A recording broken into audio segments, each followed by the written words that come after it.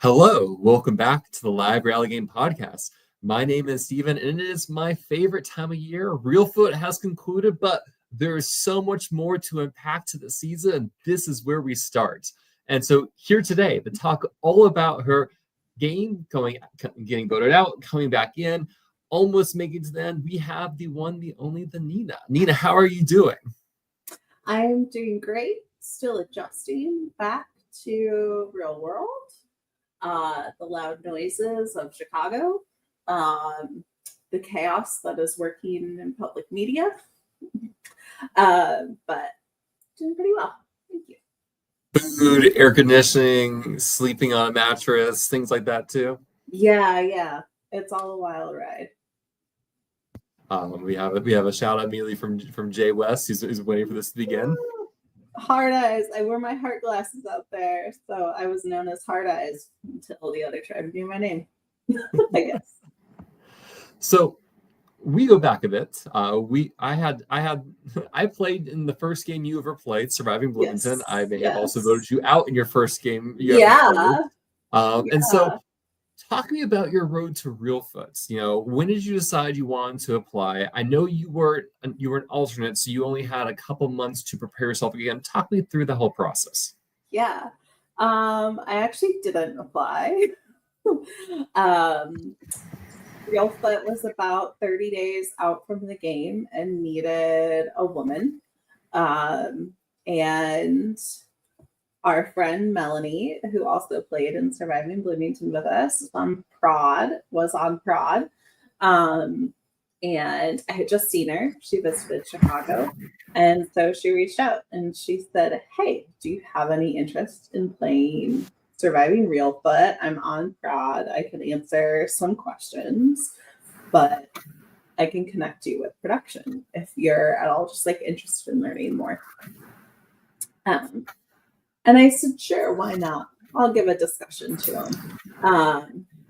And I had a chat with them, I think the next day or 2 days later, something like that, with Amos, Pete, Parker, and Trevor. And I was in. An hour after talking to them, I was in. And then it was, fill this out, get us this, do this, do this. And I had 5 weeks till game day to prepare. So yeah, Reelfoot was a game I had heard about how tough it was, how long it was. And, I just really didn't think that I had it in me. So it was a game that I didn't ever think I would apply to or do. And then the opportunity dropped into my lap and I couldn't say no. So 5 weeks, what did you do physically or mentally to prepare yourself to go out there? I was bogged down at work. I didn't really do much of anything to prepare other than reflected on my games in the past. So that would be Surviving Bloomington and Survivor Weekender. I did also play one-day game, Surviving Byron. That was a very quick one-day game, so I didn't really reflect on that much. But really reflected on Bloomington and Weekender to think about, my missteps and where I could improve upon in this game,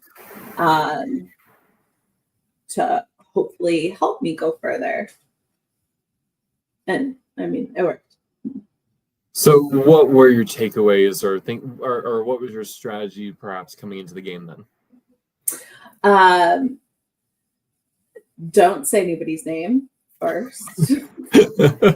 Even if as a bad example of somebody we shouldn't vote out because it's a stupid reason to vote somebody out. And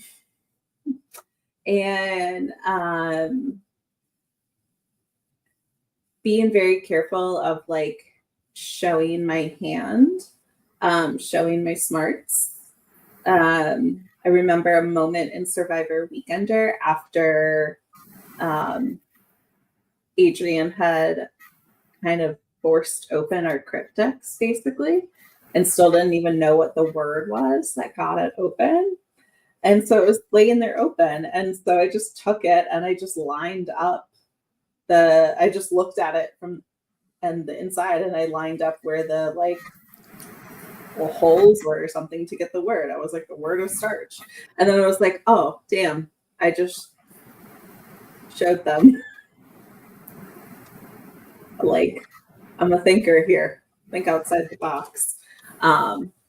So I remember going like, I should not have showed that. Like, because they were all like, damn, I never even thought about doing it that way. So yeah, trying to make sure not to show that. So the time comes. You flew, Drew. You get to Tennessee. Yes. And the game begins. Talk me through what's going through your mind because I assume this year you're kind of in a holding area before the game begins. Mm-hmm. Mm-hmm. Yeah, I was one of the first people to get to the game site. The first contestant to walk through the doors into the lodge and got taken just into a bedroom where I just had to sit and wait for everybody else to get there and for all the things to get done to get ready to be taken outside and for the game to start. So sat in that room, very quiet for 2.5 hours. At one point, I had Rob join me. Of course, I didn't know it was Rob at the time, but just this Hercules of a man walked in the room, and I was like, I hope he is on my tribe. And he was.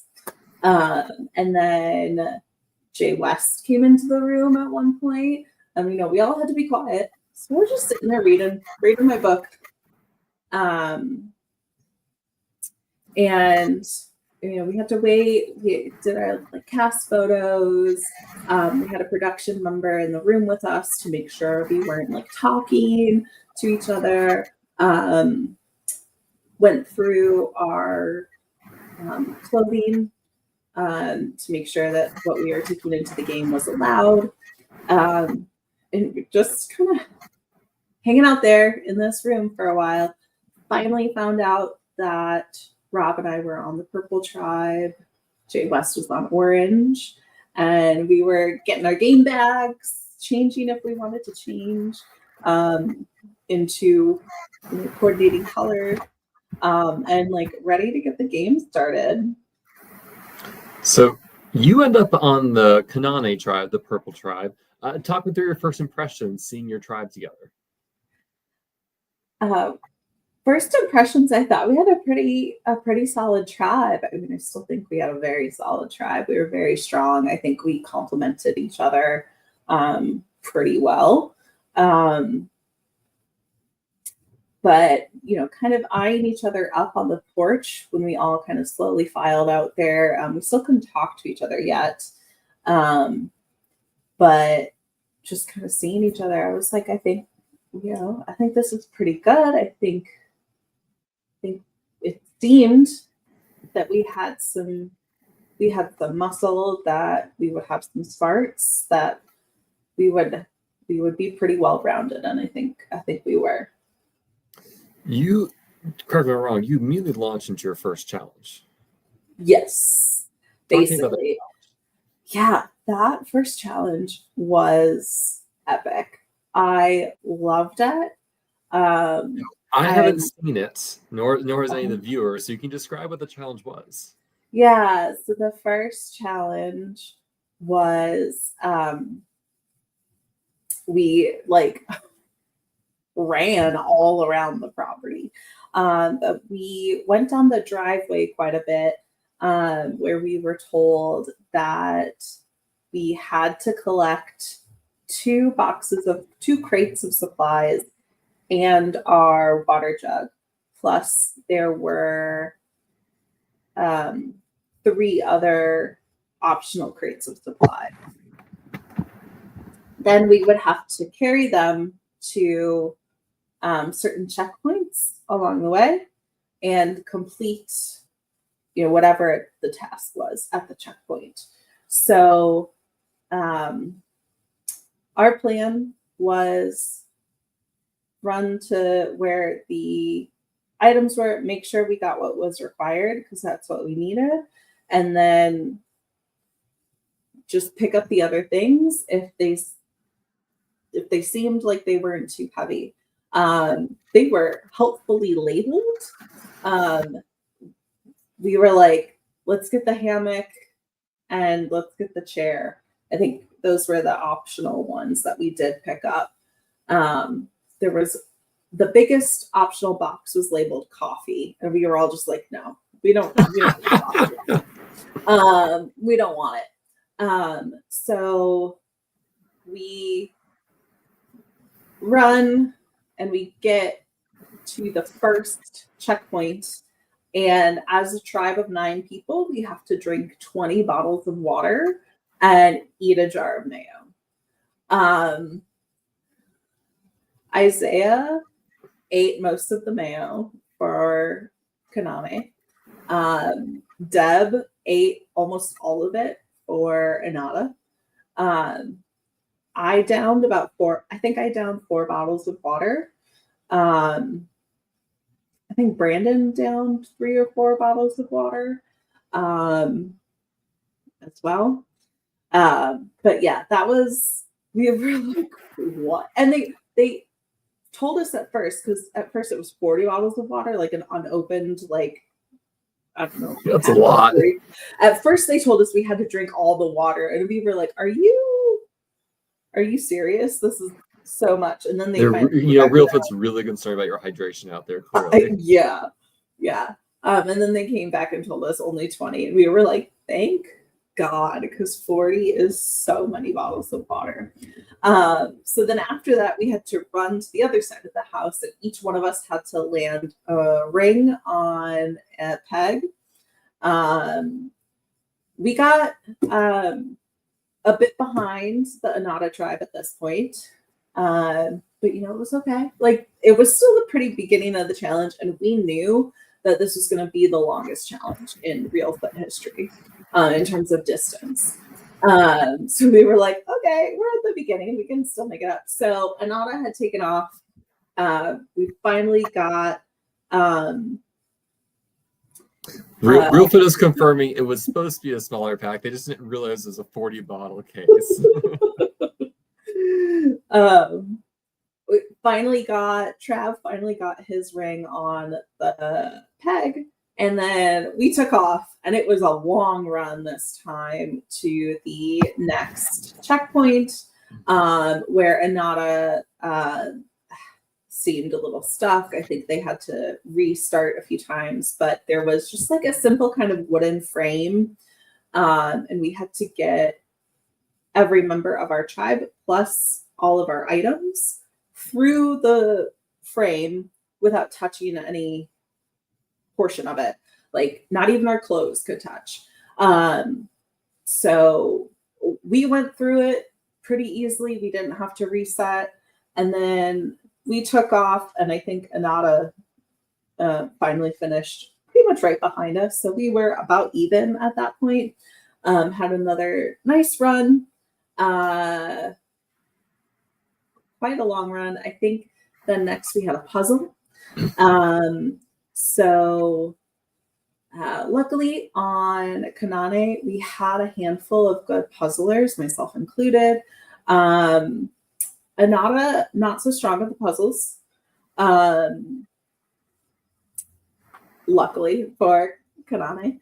But there was a puzzle, and we got that completed, flipped it over, had a nice run again, and finally got to the last portion, I believe, where we had to just one sandbag. It didn't have to be all of us, just one person had to hit one sandbag on a gong, but it couldn't like hit the ground first. It had to, and it was very low to the ground, so it was pretty tricky. So Rob finally got that shot a little bit after Inada had finally started running from the puzzle. So it was pretty long. It was pretty hard because we were carrying these like janky plywood crates that they had put together that were weighted.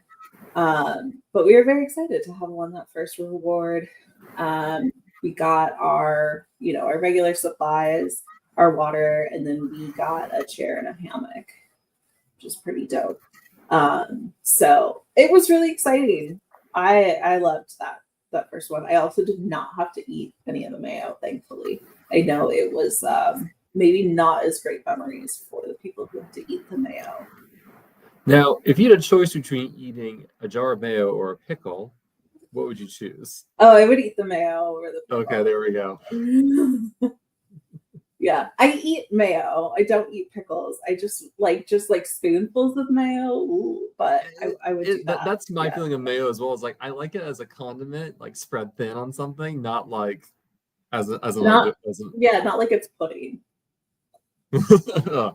So I'm curious, like, how much do you think this really long, hard opening challenge impacted the tribe and the tribe dynamics? I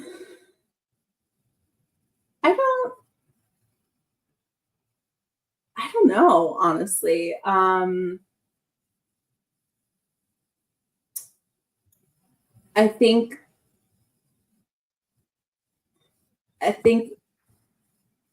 you could probably see that like who the strong people were. Like I was out front running. I mean, running is my strong suit. I've been running for a very long time. And so I think you could kind of see a clear divide of like maybe who was going to be pretty good and strong with anything like this, and maybe who was going to be a little weaker. But we also knew that there probably wasn't going to be another challenge quite like this one. So I didn't feel like it made a divide for anything. Maybe other people felt that way. But I'll have to ask and find out. And so, having won the first reward challenge, talk me through, arriving at camp, getting it set up, how those initial hours of the game were for you. I thought they were pretty good. I think we were all pretty excited. We were all jazzed to meet each other, to learn each other's names, to just find out a little bit about each other, get to our camp and see what it was like, because we had also, as part of our reward for winning that first challenge, we won the better camp of the two camps. So we were excited to see the lay of the land. We were going to be living for the next 8 days. So I think there was a lot of excitement going on. And of course, there's 9 of us. So there's a lot of cooks in the kitchen, a lot of personalities. Some people have experience playing games before. Some people don't. So there's kind of a lot going on when you're first getting to camp. You're trying to figure stuff out. And some people just ate mayo and need to go off and deal with that. So, looking at your tribe, was there anyone you immediately knew, like, I want to work with this person, or were you sitting back letting people come to you? Like, what was your approach to all that?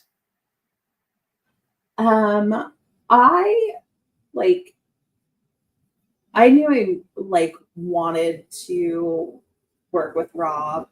I don't know. We were just in the same sequestered room. And we found out we were on the same tribe, and we were like, oh, yay, this is nice. But I don't we didn't talk to each other right away.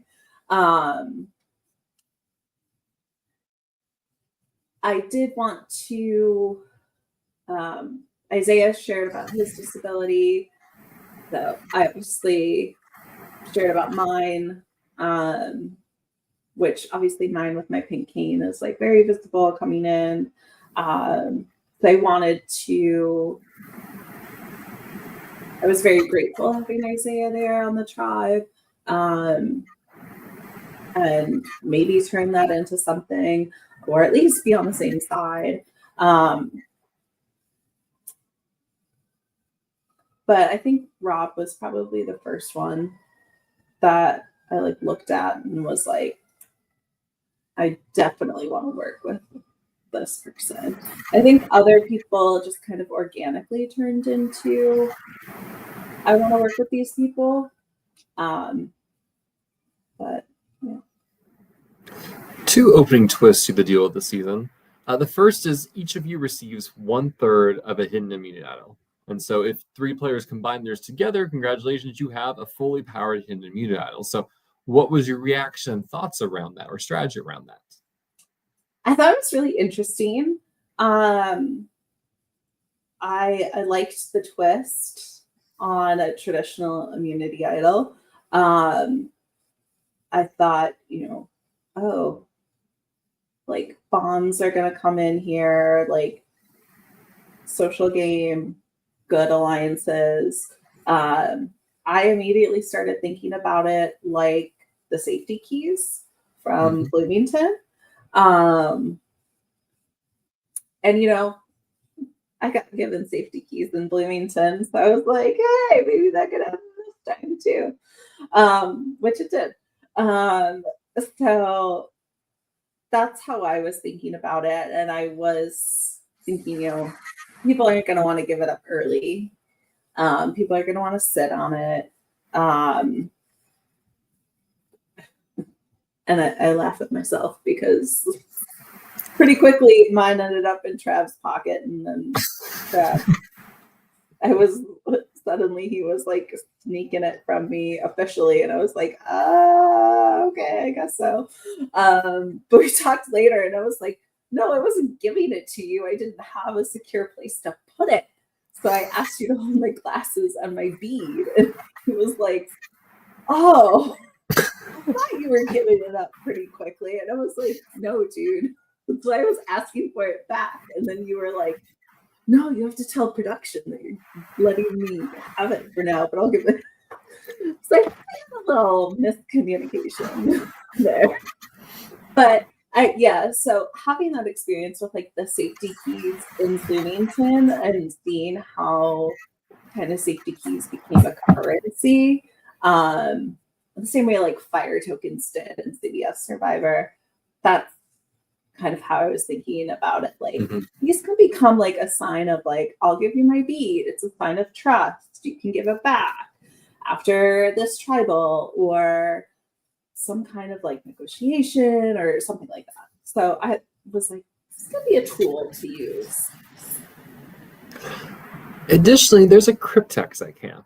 And for those who were looking, there are letters hidden in the woods. What was your thoughts around the cryptex? Cryptex is always fun. It's going to have something in there. And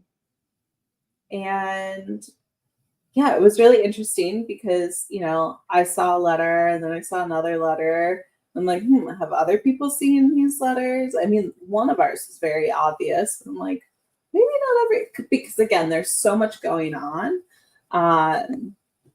Maybe not everybody has seen the letters, but then I started seeing people whispering to each other and I'm like, hey, what you whispering about?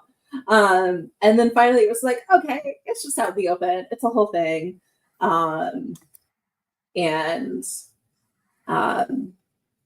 It for me, a cryptex, if it's going to be so blatantly out in the open, I don't want to be the one to open it because I can put a target on you. Now, in our cryptex, it was simply just candy.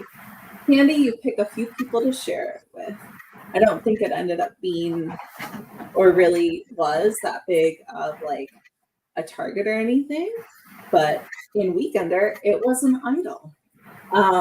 So it could have been an idol or some like very good advantage. And so for me, I don't want to open it publicly. I don't want people to know that I have this thing. So if I can't get a secret advantage, I'll let somebody else open it. and I'll know where that advantage lives and what it is. So it was fine for me that somebody else opened it and that it was candy. That's it. How was your first night in the woods?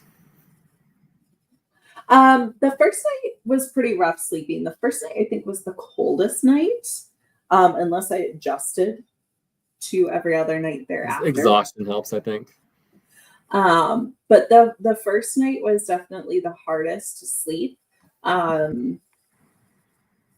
Although our immediately post-merge night was also pretty difficult to sleep. I feel like I hardly slept at all that night. But the first night was the cold was really difficult to deal with because we had nothing covering us. You just really had to huddle with people. And so going into the second day, it really feels back and forth early on. You won the initial reward challenge, Inada wins, and so you end up kind of splitting 2 reward challenges each. Kind of before you go into that immunity challenge at the end of day 2, how are you feeling about your tribe and where you're at, where your place is in the tribe? I felt pretty good, honestly. I felt like I mean, at the time, I know now it's not true, but I felt like I had like pretty okay relationships with everybody. I felt like we were all getting along pretty well, considering we were all just 9 strangers, like suddenly being forced in an environment with sleep deprivation and very little food. And I thought we were doing pretty okay overall. Speaking of strangers, doing pretty okay. I forgot to ask, was there anyone on your tribe, the other tribe, you had recognized at the beginning of the game? I recognized Allison. Allison and I clocked each other right away when we walked off the porch. We had never met, but we know each other from both playing Surviving Bloomington separate seasons. And so we locked eyes very instantly off the porch. And I think at least my thought was, if we can play together, we're going to play together. And I assume that was her thought too. And so I'm curious because it feels like you, Trav, and Rob end up becoming a tight trio. Mm-hmm. Is that something that's already formed by kind of evening day 2, or is that something that's kind of going to come later? I think it was formed all the days mixed together, but I think it was formed pretty quickly. Day 2 for sure. I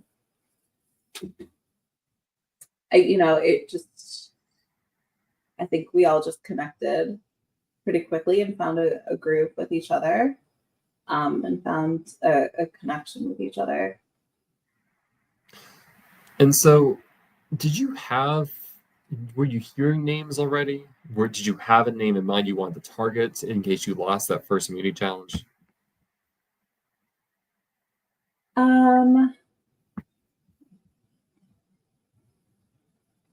I don't think so. I think the kind of general consensus that I was hearing was maybe Sam or Janai,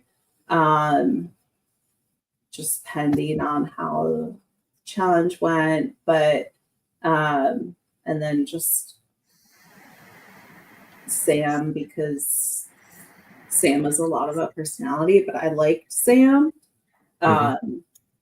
So I didn't want Sam to go anywhere. I mean, I like Janai too. I didn't want Janai to go anywhere, but it was just kind of like, what's a consensus going to be? I had heard that my name was out there. I did not know it was out there as much as it was. Do you know why your name was out there? I don't know. Right. Questions I'll ask other members of your tribe. Yeah. You gotta ask other people. I don't know. I don't remember. I don't remember who told me who originally put it out there. So I don't even know who brought it up first. But that's something I gotta ask other people. Well, your tribe ends up winning that first immunity. However, day 3, Jay West is voted out. You have a classic Survivor challenge, which is Hot Pursuit, which you are running through the entire thing on. But this does not go well for your tribe. No, it does not go well. I said we should have put it on our shoulders, and nobody listened to me. I don't know why we carried it. And I was like, all right, whatever. We're just kind of like, all right, okay, I guess we're just gonna. But I don't know. Their guys are really fast too. I think just overall they had like sprinters, who were doing that. I don't know if there was any way that we were gonna win that unless we had like a 20-second head start or something. I have no idea. But yeah, it was exciting to do Hot Pursuit, and I was over it very fast. Done it, no more on my Survivor bucket list. Yeah. Glad I did it once, never again. And if I do it again, I'm going to say we're putting this on our fucking shoulders. Listen to me, please. Is that what the other tribe did? Did they have it on their shoulders? Yeah, they had it on their shoulders. Because, I mean, like, it's like lugging it, like, on, like, you get, like, waddly. Like, if you have it on your shoulder, you can just, I don't know. It's a good strategy. I've never done the challenge myself. Yeah, they had it on their shoulders. And it definitely would have been, I wouldn't have had to waste energy like trying to run with it alongside me down here rather than just kind of stabilize it and run. So I don't know. That was it was a little frustrating the first few challenges. Like a lot of people were talking over each other, talking while production was still explaining the challenges, like not listening. So that was frustrating. I'm like, can we all shut up and listen so we know what's going on and make our decisions from there? So losing a challenge, especially the first challenge, is like ripping off a band-aid. In some ways, the game, if it hasn't been overtly beginning, truly begins for players at that point in time. Talk to me about the scramble here. What names are you hearing? What's the strategy that you end up going with? Really, it seemed like it was just a huge debate between Janai and Sam.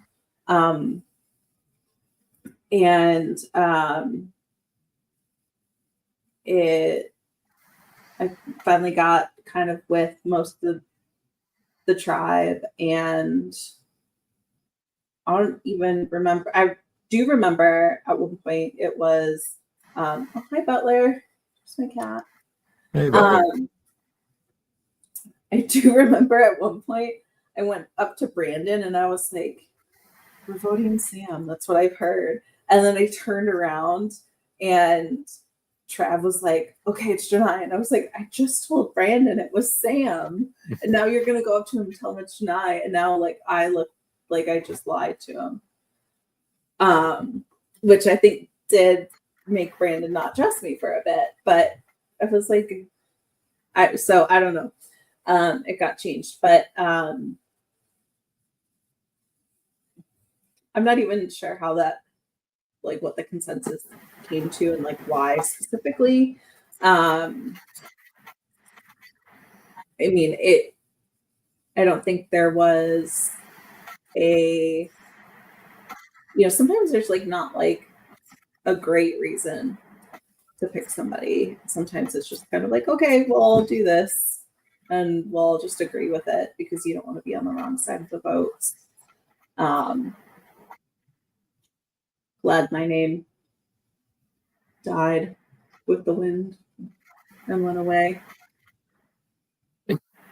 Looking back in your game in retrospect, is there someone that you, if you could have pushed to be that first boot, you think would have been best for your game, or? I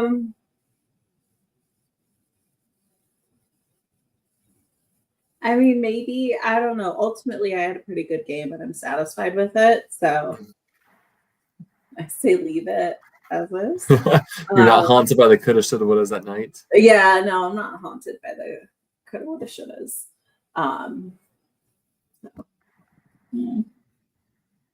Oh, I mean, it would be interesting to see how it would play out if it was Sam who got voted out first. But again, I liked Sam, and I found Sam very like helpful, like with a lot of camp life stuff. I liked, Sam's are like little breathe in the wind, breathe out the doubt. I really appreciated that. Like, so I liked what they were bringing to the tribe. So I didn't want to vote Sam that first vote.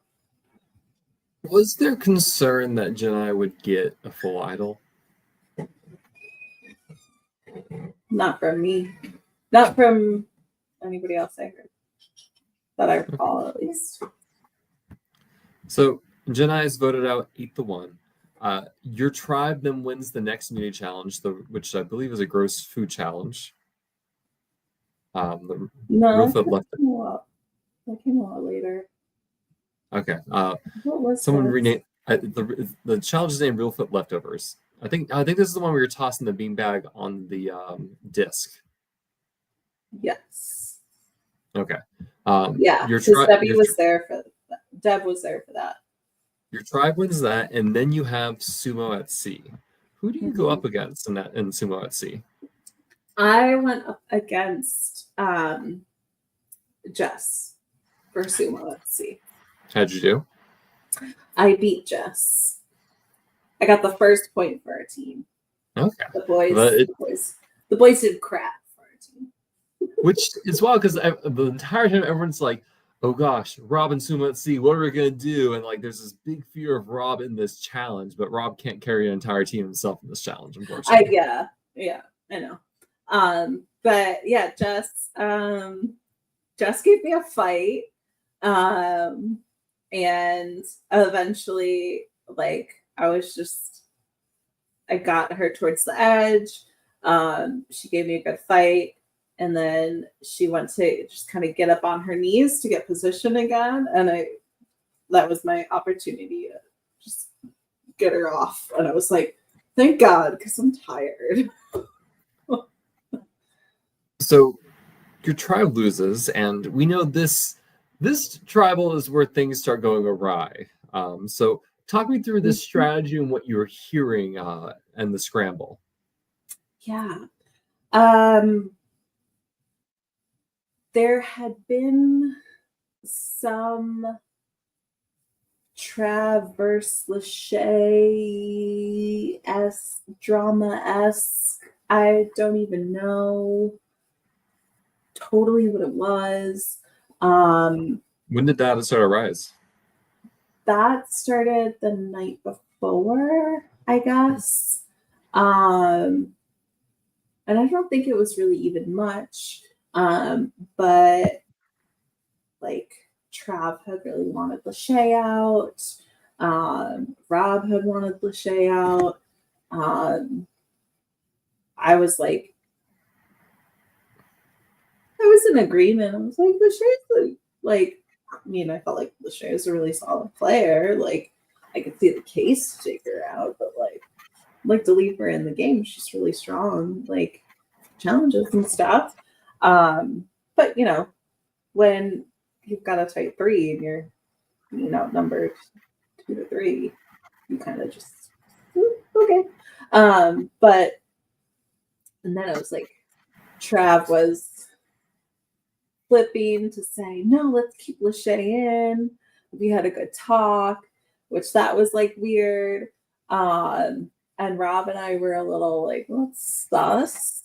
So then Rob and I were like, let's now get Lachey out because that's strange. Suddenly Trav is wanting to keep Lachey in. I don't remember. I guess Sam might have been the other name thrown out there. I honestly don't even remember. It's only been a week. I know, but everything runs together. Also, that was like so long ago compared to all the more recent gameplay. Yeah, and so for the first tribal that we went to, Rob and I had both given Trav our beads. And then Trav had given them back. So we had our beads back. So Trav no longer had our beads at this tribal. And it was kind of scrambly, but it didn't feel too scrambly. I remember talking to some of the other people. It honestly feels really hard to remember. Any inkling that, people are telling you that they're going to vote Lachey, but they weren't meaning it? No. They pulled a good blindside. So what was your reaction watching the votes come through? I was surprised. I was like, oh, good game. That was good of them. Good on Isaiah. Isaiah, good acting skills.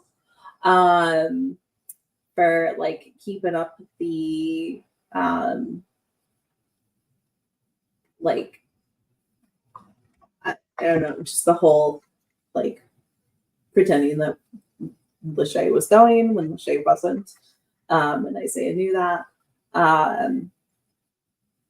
Good on Geraldine for saying Trav's got to be the one that goes. So no, it was a good move. It was a great move. Trav will tell you that too. So because this is the end of day 3 is this tribal council. What do you do to recover after this? I just talked to Geraldine and Isaiah mainly. And was funnily enough, right before tribal council, when Isaiah was upset, I said, hey, let's talk after this tribal council, okay? Like, we don't really have time now, but like, I want to talk to you after this tribal council about like Trav and like stuff you're upset about. And so, and I was close with Geraldine. And so after that, I said, hey, like, good move. Like, I would have voted Trav. I was already like, I know that like Trav and I were close and you guys could see that, but like, I was already thinking, we got to get this guy out. Like, his paranoia is causing others to be paranoid. He's like flip-flopping this and that and the other thing. Like, I would have voted Trav, like, no big deal. Like, you could have told me, like, I whatever. And I talked to Isaiah and I was like, that conversation I wanted to have with you beforehand was actually going to be telling you that Trav was saying, maybe we should vote out Isaiah. Keep Lachey in and vote out Isaiah. And so honestly, like, I was already thinking, maybe we need to make a move on Trav. You guys got there first. Good game on you. Like, no hard feelings. So Rob, on the other hand, was very not happy, very visibly not happy. And I don't know. Some people felt like that was the appropriate way to be. And like my coolness was like sus. I don't know. So there's 14 players left in the game. It's the end of day 3. You've just been blindsided. Are you feeling like you're like, I'm not in immediate danger, or just like, ooh, I think I need to swap at this point? I was like, you know, depending on how a swap went, it would have been great, or it would have been just as awful. Mhm. Like, so it, you know, a swap could have been really good for me, or, you know, I could have been still on my lonesome or with somebody who, like, I was not as close with. Or, you know, best case scenario, I was swapped with, you know, like Rob and Geraldine and Isaiah. And like we would have been 4 to like 3 and Otto. And that would have been great, I think, for me. But you know, I was sitting there going, do I want to swap? I don't know if I want to swap, because there's so many variables in a swap. And we have been talking about if there is a swap and if there is somebody who is by themselves, or if there are 2 people who are by themselves, you know, we got to trade beads. Somebody's got to give a bead. And I was like, good luck me on, I don't know if I'm going to get beads from anybody if I'm like by myself. So it was top of mind on if a swap was coming, and if it was going to be good or not for me. But ultimately, I think I was like, I think if there's no swap, I can try and get out of this, maybe. Well, the next day, it's an individual immunity challenge. Both tribes on the tribal council. You have a counting challenge. Brandon wins from your tribe. Talk me through kind of your last, like, your strategy at this point in time to try to ensure that it's not you going home. I was just trying to talk to everybody. I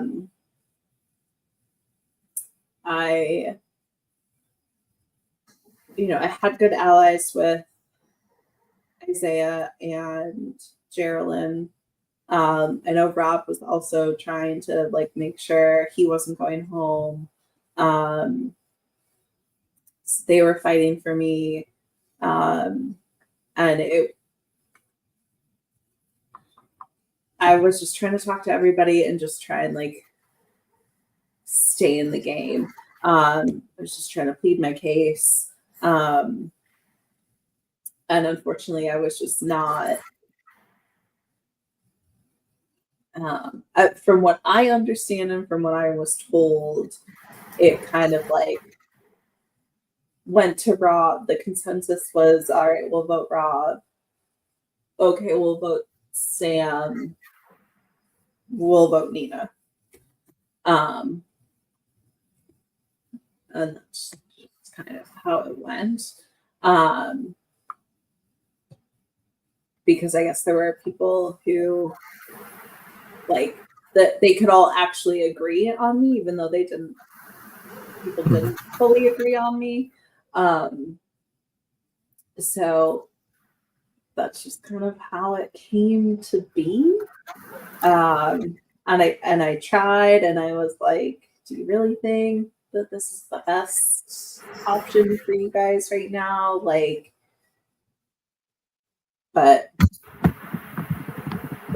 that's unfortunately just what happened. That's how the cookie crumbled. And so I assume you vote Sam just because that's the last plan that there was. Yeah. I mean, I just wrote down a name. I didn't see. I could have written down anybody's name, but and I knew it was me. So for me, it was just like, it doesn't really matter whose name I write down. But the last other person's name that I had known was being seriously considered was Sam's. So Knowing what you know now, looking back, was there anything you could have done on this tribe in these 3 days to make it so this would not have been the outcome? I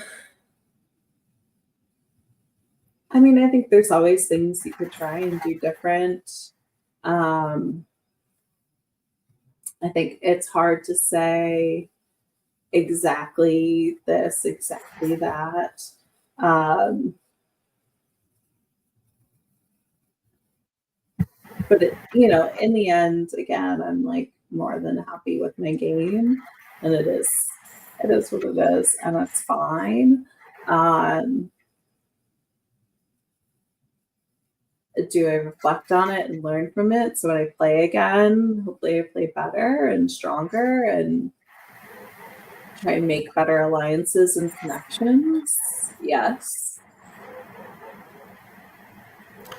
But I thought that, I had some good relationships. But then sometimes it becomes, like me versus somebody else who is closer to a person I thought I was okay with, like I thought I had a good relationship with. And so now they're protecting the other person. So like they're going to protect their number one, whereas I'm like their number two. Or I'm not a number, I'm just like a person that they're okay with. That's, I think, sometimes how things also work. Even if you have a great relationship with them.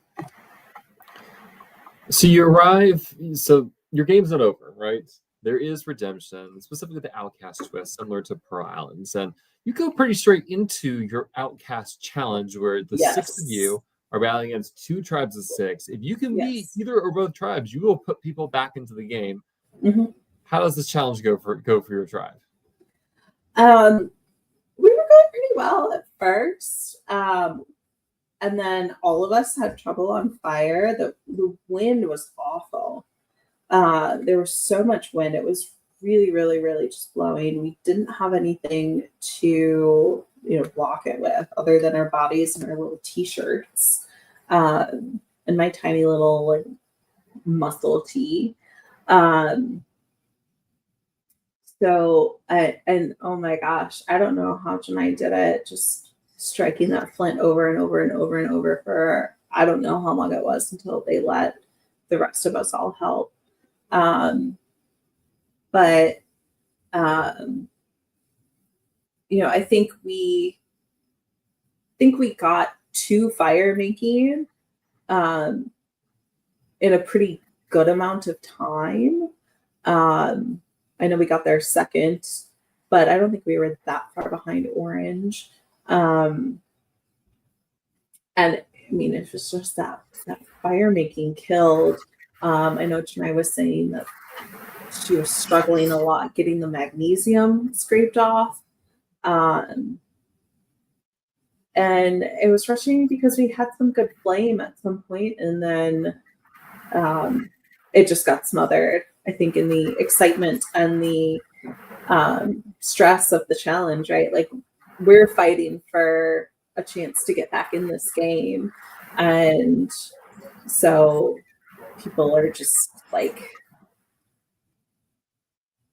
to quote Jess, throwing jello at the wall, seeing if it sticks. So your tribe does not win. No one's going back in the game just yet, but redemption's not over. Yeah. Right. You're going to end up spending about 24 hours or so with the outcasts. How was your experience overall? It was pretty good overall.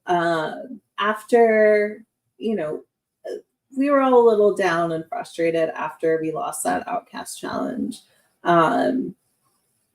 We didn't know what else was going to come. We didn't know what other opportunities we were going to have to get back in the game or not. Of course, production keeps it kind of vague. And so we get back to our outcast camp and we're all a little a little down. Colby solves this triangle pyramid puzzle that unlocks, up till that point, rewards that have been won in the regular game at Outcasts. So we are also kind of immediately boosted, though, by we got a chair, we got a hammock. We were supposed to get a blanket that we never got from Frank. Not calling Frank out for that. Yeah. I think we got some candy, because there's the candy cryptex reward. I think we got something else too. So it was nice to get that. And then, we just kind of hang out for a bit. And relax. It's a nice, just breather from the game. Got to talk to Trav, set him straight that I did not vote him out when he got voted out. I did not. Yeah, he did. He did. I arrived there. He stayed sitting down, glaring at me. He was not happy to see me. And then I said, oh, well, I was left out of your vote. And he was like, what? You didn't vote me out? I was like, no. And he's like, oh, I've got to give you a hug. I was like, yeah, thanks. And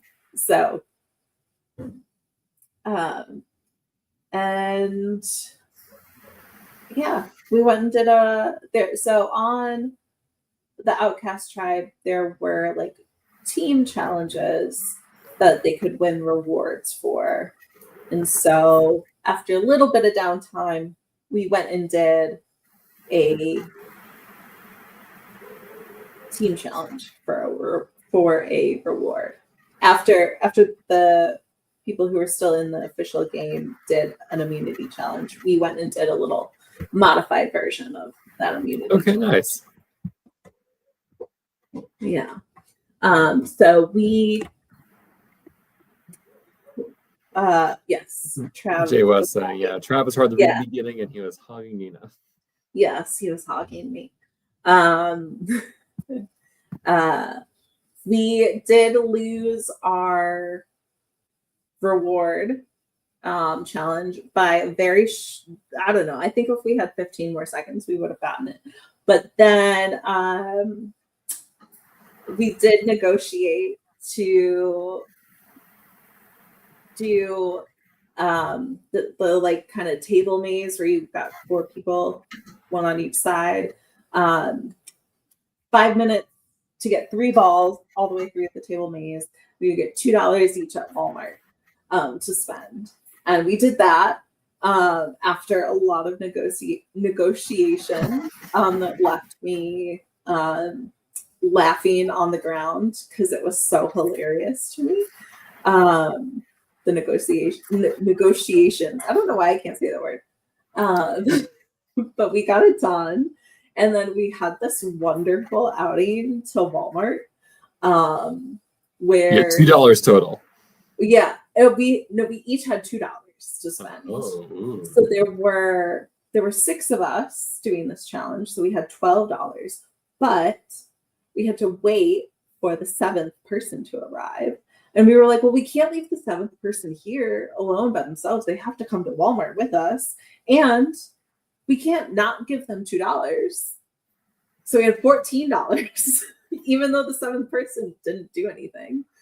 We just got $2 extra, which was great. Some of my outcasts, namely Colby, were not happy that I kept my $2 for me and spent it on 2 cans of Diet Coke out of the vending machine. They kind of all pooled their money and ran all around the grocery section of Walmart. They ended up getting hot dogs, a loaf of bread, baguettes, some bags, 2 for $1 bags of chips, some chocolate cream pies, bananas. They got a great spread that ended up costing them $12.01. And Jay West like sweet talked a woman next to them in the checkout line for the penny that they desperately needed. And then we all got back and we roasted hot dogs over the fire. They graciously gave me a hot dog to eat, even though I did not give them any of my money to spend. But it was like such a great time. We were all like on a high. It was really nice. We all went to a regular bathroom. We all like wiped our faces, washed our faces with water. It was a good time on the Outcast camp. I'm curious, let's say the Outcasts had won that immunity challenge against the two tribes. Do you know who would have gone back in the game? All we know is that we would have gone to a tribal council. But do you know who would have been voted back in? Let's assume it's a vote back. I have no idea. Okay. I have no idea who would have gone back in. It's a very good question. I assume we all would have been able to plead our cases. I don't know. The next day, Sam joins you, and you have your final Outcast challenge. Now, I have done a redemption challenge before, and so when I saw the challenge, I was like, I feel pretty confident in Nina's chances. And you proved me right, which I was very glad. In this challenge, you had to hold up a ball with like 2 sticks. And so it's kind of both an endurance challenge, but also kind of a very mental focus challenge. Mm-hmm. How did you feel when you saw this challenge? I was like, hell yeah. Hell yeah. I was very excited about it. I was very excited I didn't have to hold something over my head. Like, like just a water bottle like this for yeah. I was like, something holding it, because my old shoulder injury, like holding something like this, like that's gonna hurt me. That's gonna kill. But doing something like we did with the holding the billiard ball between the 2 sticks, what made it difficult were those PVC pipe ends. One was just a regular straight, I don't know, edge, and the other one, it was a right angle. And so you had to hold the pressures were different. Like one was really your wrist was providing a lot of the pressure. The other was your arm was providing a lot of the pressure. So it was a really interesting but simple challenge that I was just like, I got it. I'm done. Like, this is mine. It was. And I loved it. It was fun watching. It was you and Sam at a heads up at the end there. Mm-hmm. Yeah. Yeah. We went for, I think, a few minutes. It was just her and I at the end. But yeah, it was interesting when I went back to watch it, after we got our phones back. I think most everybody kind of had their arms out like this, holding it. And I just kind of kept my arms down by my side low. So maybe that was the deciding factor, because I was totally fine. I could have gone like an hour. Whatever. We only went like 18 minutes, I think. So you win the challenge. You alone are re-entering the game. Now, you're not re-entering the game without anything in your pockets. Can you talk about kind of the beads on redemption? Yes. So when I left the game, before I left, I shoved my bead into Geraldine's bag. So I went to redemption without a bead. Popcorn time. And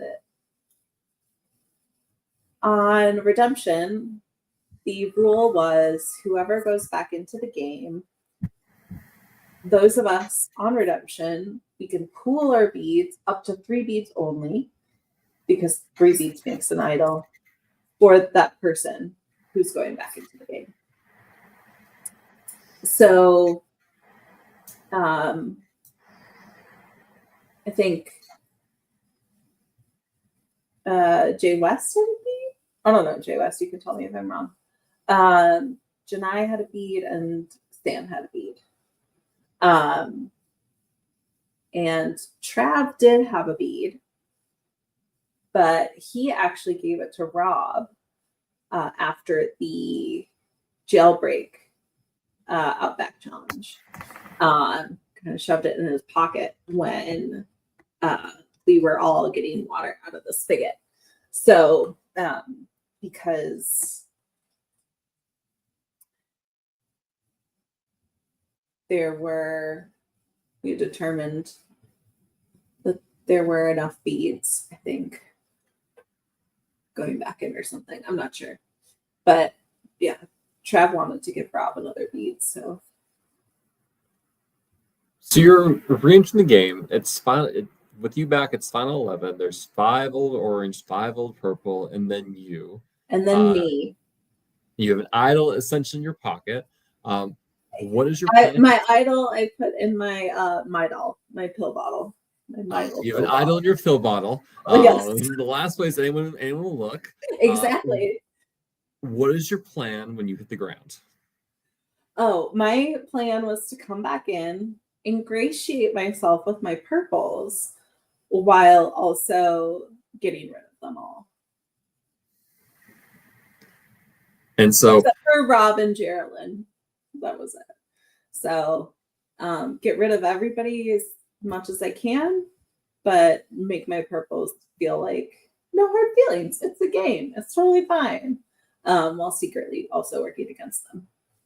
Now you're meeting everyone in the Orange Tribe the first time, right? So you are meeting Juan, Eliana, Jessica, Chad, and Allison the first time, but you've probably heard about them from the players at Redemption. Yes. On Redemption, the lowdown I got from the Orange people who had been voted out was that Chad, Jess, Allie, and Allison were in a tight 4 that was never going to break up, and that whoever goes back in needs to make sure that they are broken up as much as possible. And found out that Juan had played an idol. And he actually did get the most votes. He played an idol correctly. And that was why Andrew was voted out, because Andrew had the second most number of votes. And so, that 5th day, right, you get back, you have that media challenge, you have that merged feast, you just have a lot of time that day. So what were the most important conversations you had? Well, I wanted to talk to Geraldine because I missed her. And I wanted to know what was going on, and I knew that she would tell me truth of like where things were like standing. I wanted to talk to Rob and feel out where he was at, and try and like see if we could work together again, which worked out. I wanted to talk to Isaiah because I know Isaiah he didn't want me to go when I went. And he was very happy to see me back. So those are the people that I really wanted to talk to. I obviously wanted to talk to Brandon and Lachey too. They were people that I didn't have as much connection with. But I wanted to come back and just be like, no hard feelings. Like, it's a game. It is what it is. Like, let's restart, refresh. And like, like the past, this is a new game. And just kind of do vibe checks with them. It was also very important for me to talk to Allison, because Allison was going to be my vehicle for my betrayal on the purples. Just I knew that I could, like, you know, with having the Surviving Bloomington connection, even though we had never met, I knew how my current purples in the game were looking at her. I knew how the oranges who had been voted out at Outcast. So I kind of had a pretty good idea on how she was being viewed in the game. And so I knew that she was a sleeper. And so I knew that she was also like not going to be voted out, not targeted right away, or if at all. Which was great for me, because if I was going to be teaming up with somebody on orange and feeding them information, I needed that person to stick around. But also obviously having the Bloomington connection, it was great. I was like, this is perfect. Like, Allison was being served to me on a platter. And I was probably being served to Allison on a platter too at the same time. So the first conversation with Allison was just very like, it's so nice to meet you. It's so nice to meet you too. Clapped you right when we got off the porch. And, you know, I just said, like, Bloomington fam, stay strong. We look out for each other. And she says, we sure do. Let's find a moment to talk later. And so we got a moment to talk later, more in depth.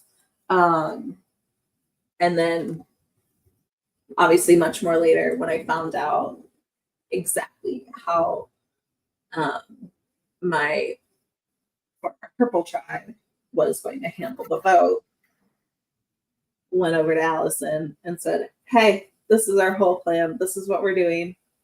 Save your orange person. Here's what we're going to do with our beads. Once you play your bead, here's who I think we should put the vote on. But, like, you guys come up with your own plan. I'm not going to dictate what you do with like your end, but this is what I suggest. And that first vote couldn't have gone any better for me, quite honestly. That first merge vote.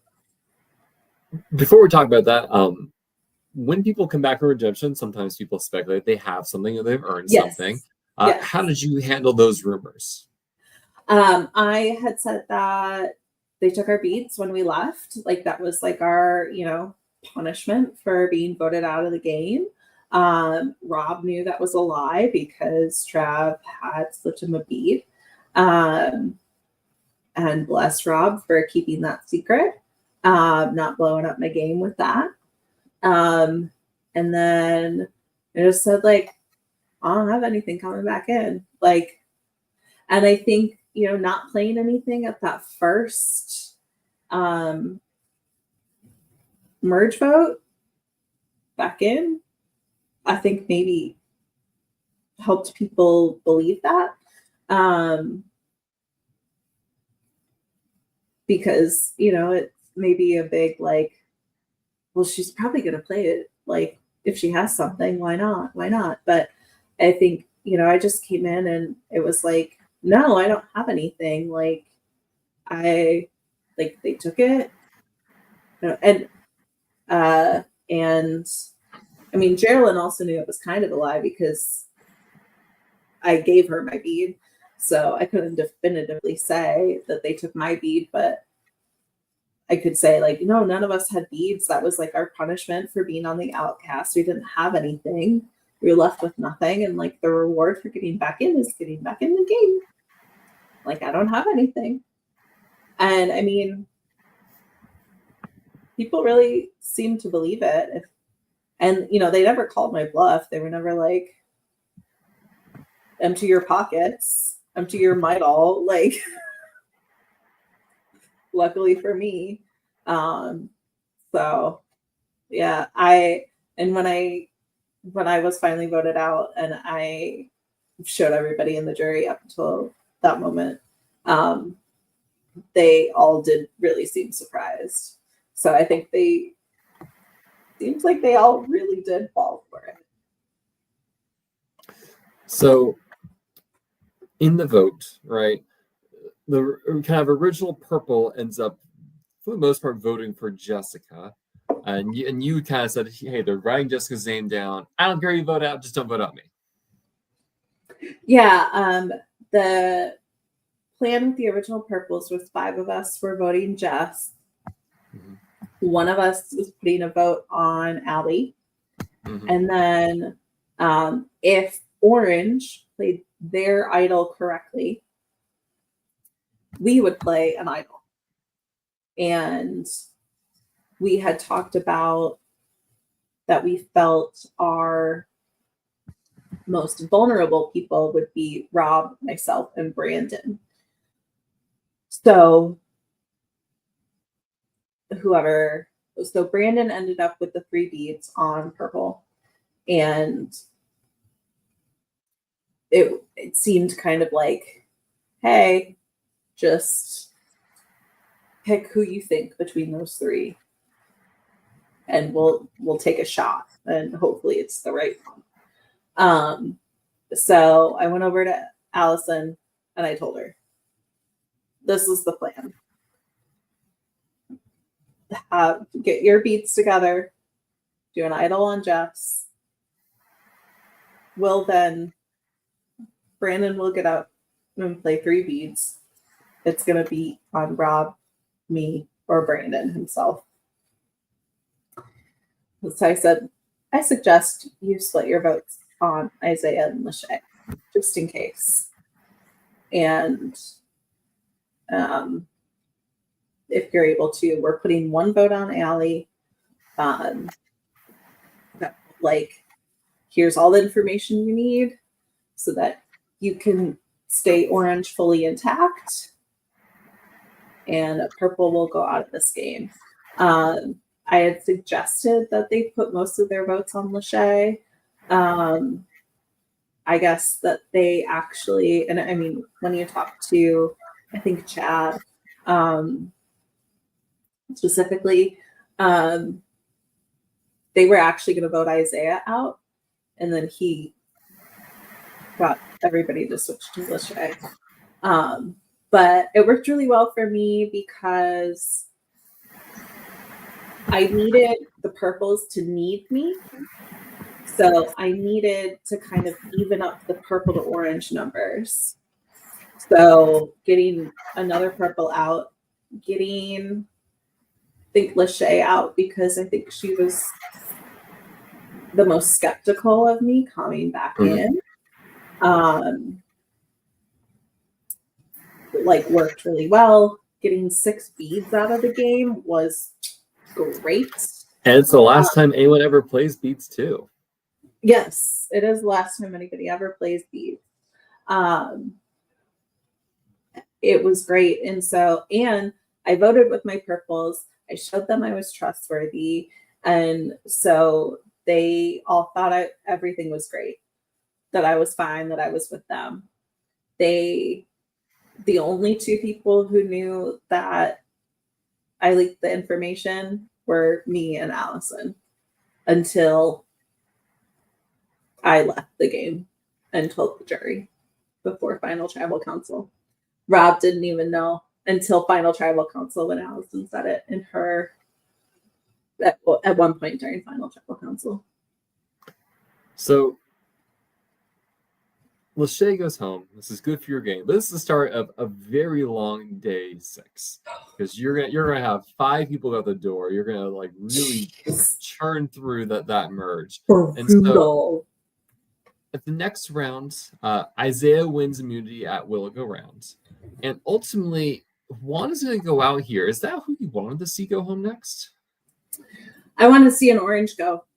And you didn't care who the orange person was? And, I would have preferred it to have been somebody from the core four. But Juan was fine because it was an orange. All the girls voted together. So it was nice that it was just like, it was a completely different mix-up of any kind of vote that, it wasn't a long tribal line. So it was just all the girls voting together. I got, it kept, I think, Allison trusting me that I would look out for, like, Allie, who she said that, is somebody that she really doesn't want voted out of the game. Because during our talk, when we talked, I said, you can name a person and I'll name a person. And in addition to us looking out for each other, we'll do our best to also look out for those people to keep each other comfortable. And we agreed. To the best of our abilities.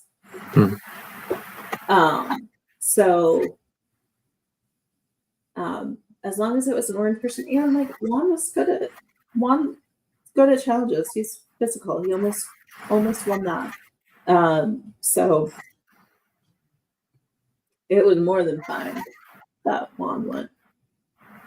Is there a world where you get this vote flipped on chat?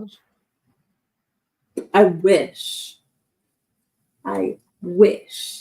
Chad, I love you, but I wish.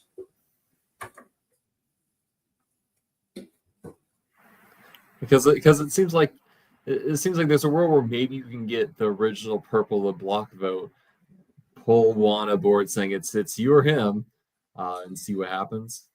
Yeah, that would have been nice. I think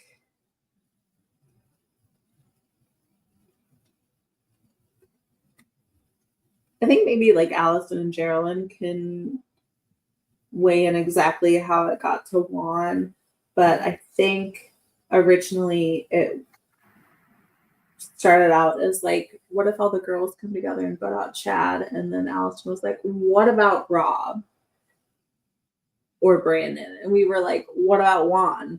And they were like, okay, Juan. So we were like, fine. So this voting block, if you will, why do you think it didn't persist future rounds? Because Aliana goes home in the next round. So why do you think like this is just like the perfect timing for this group of people to come together, and that was that? I wish it had stuck around. It would have been great. I think part of it, like Purple didn't want to give up numbers. And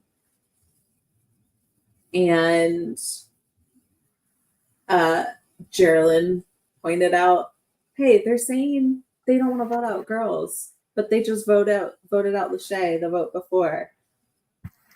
And I was like, well, we wrote down Jess's name, but I think our votes were just very fluid, and it was just like, what's the best vote for me right now? What's the best vote for me now, this tribal council? And what's the best one, this tribal council? And it's also just considering the other people that you have to work with, right? Like, Geraldine and I were with our other purples, and the next vote, they wanted Allie. They were like, no, we don't want Allie. And so it was like, yeah, like what? Okay. Like we didn't want to not seem trustworthy, not be trustworthy to them, and then no longer be aligned to them.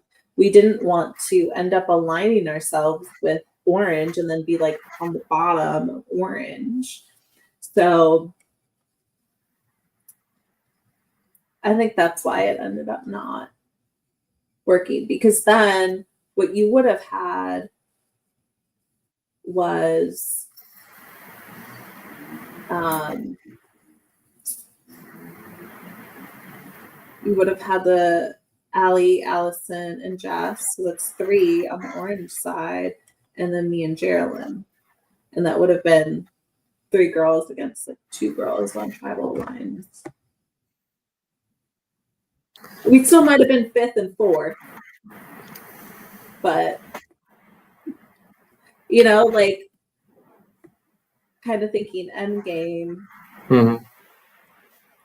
that would put us in a minority on along tribal lines automatically. And so kept them in. Why Aliana over Jess or over Allison if you're breaking up that trio? We tried to get Jess out the first merge vote, and then Allie the second when one went out. The boys really wanted Allie, and Allison, for me and Rob, Allison really wanted Allie to stay in the game. And so Rob and I said, well, if we vote Allie out, that takes away one of Allison's people. Or, you know, maybe Allison's top person. That maybe forces her with us. That more solidifies our 3. You know, if you take out somebody's number 1, then where do they go? If you take out.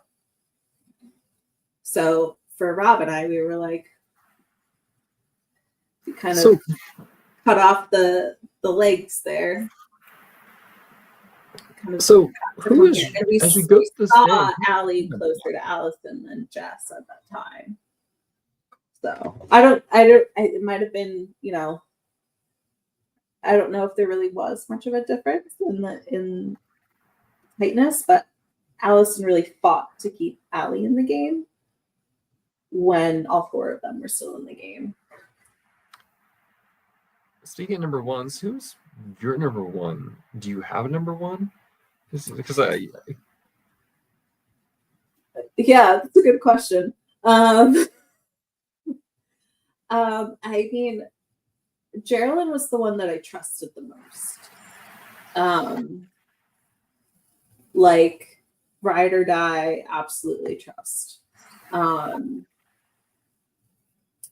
think what made playing the game with Geraldine difficult was the people she was playing the game with, namely like Brandon didn't really trust me. And I was playing with Rob and Rob didn't trust her. And so that made it really hard for Geraldine and I to kind of continue in this game more than just Geraldine. Because the people around us weren't trusting the other one. But Rob and I had a similar vendetta. Rob was still upset about the Trav vote. And we were both close with Allison. You know, we made the 3 with Allison. When did that happen? shortly after the merge. And I was still working to like kind of figure out how much I could trust Rob again. And he had confided in kind of how he was feeling about the game. And so I had decided to just say like, all right, here we go. So I told him the truth that I had 2 beads. Because I said Geraldine gave me my bead back, and that Sam, I think I told him Sam gave me her bead. And so I said I had 2 beads. That's the truth about the beads. Sorry I had some bead confusion earlier, but that's the truth about the beads. And also, I've seen you talking to Allison. I've also been talking to Allison. Alice, this is the first time we've met, but here's the connection Allison and I have. So I think the 3 of us can work together pretty well.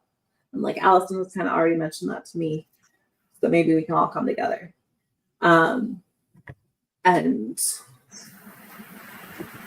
like that really solidified Rob and I again. So, and that kind of, that's how our trio got brought together. So during this day, Rob will go on a 3 immunity win streak. I have to imagine you were okay with this. Yeah, it was fine with me. I really thought that I was gonna have to somehow save him when he didn't have immunity, and I didn't, and it was like, okay, this is great. But yeah, he won the immunity 3 times. That was totally fine with me. Wanted to keep him in there. Loved it when he got the immunity around his neck. He turned right around to me and he said, I'm ready to make a move. You want to make a move? And I said, hell yeah. Who do you want to get out? And he said, who do you think? And I was like, Isaiah? He said, yeah. And so that was Isaiah's vote out. Talk to me about how that vote out came to be. Because that, I think, maybe is one of the blind sides of the season. Yeah. Thank you, Jenica. Yeah, I don't remember much more than that. But I know I think like Brandon had started something, maybe some distrust with Isaiah as well.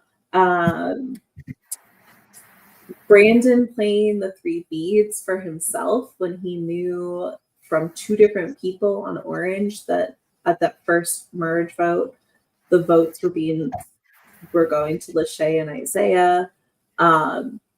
So I was like, I kept going like, he played him for himself, Isaiah. He played him for himself, Isaiah. Like, kind of sowing that distrust there, just planting the seeds. So it was, I think there started trying to build a little bit of a crack between Isaiah and Brandon, which I think helped like pull Brandon in. And then, of course, Oranges were all for it. I think it was pretty easy to pull together. Sorry, why was Geraldine left out? I don't know why, but when we were talking about it, I had asked, are we telling Geraldine? I had asked the boys if we're telling Geraldine. By the boys, I mean, I guess, Brandon and Rob.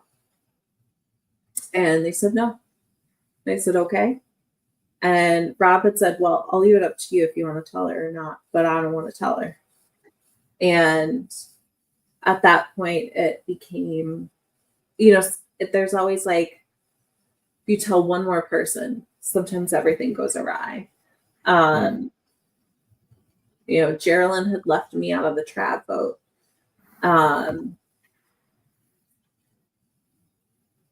People knew Geraldine and I were close. And